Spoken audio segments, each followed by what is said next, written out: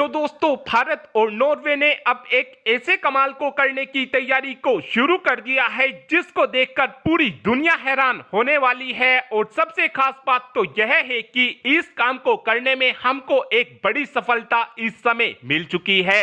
दरअसल पूरा मामला कुछ इस प्रकार है कि भारत और नॉर्वे ने सिनोर नाम की एक कंपनी को बनाया हुआ है और ये कंपनी 90 किलो न्यूटन के एक इलेक्ट्रिक इंजन को बनाने की कोशिश में लगी हुई है।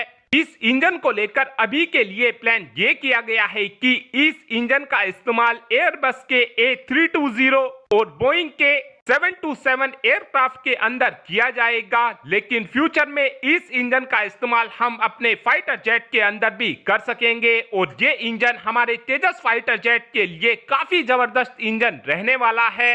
29 अप्रैल 2025 को सिनोर ने TRL लेवल 6 पर अपने स्मॉल इलेक्ट्रिक इंजन का एक सक्सेसफुल टेस्ट भी कंडक्ट किया है और इस टेस्ट के दौरान 40,000 RPM पर इस 0.1 किलो न्यूटन टेस्ट किया गया था। और इस टेस्ट में जो पैरामीटर रखे गए थे वो सभी इस इंजन ने पूरी तरीके से पूरे किए हैं। इस इंजन का इस्तेमाल आगे चलकर हम UAV के अंदर काफी आसानी से कर सकेंगे। सिनोर की तरफ से टारगेट ये रखा गया है कि हम साल 2030 तक 90 किलो न्यूटन थ्रस्ट जनरेट करने वाले इंजन को भी बनाकर तैयार कर लेंगे।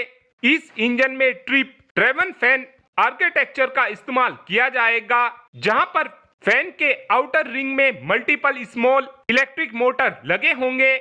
इस इंजन की सबसे खास बात यह होने वाली है कि इस इंजन के अंदर कंबर्शन नहीं होगा, यानी कि इस इंजन के अंदर फ्यूल को नहीं जलाया जाएगा। इस इंजन की कीमत नॉर्मल इंजन के मुकाबले 30% सस्ती होगी और इस इंजन का जो मेंटेनेंस होगा वो भी दूसरे इंजनों से 40% कम होगा। इस 90 किलो न्यूटन के इंजन की मदद से हम अपने 17 टन कैटेगरी के फाइटर जेट को भी काफी आसानी से पावर दे पाएंगे, यानी कि ये इंजन इतना दमदार होगा कि इस इंजन की मदद से हम काफी आसानी से अपने तेजस मार्क 1, तेजस मार्क 2 को पावर दे सकेंगे।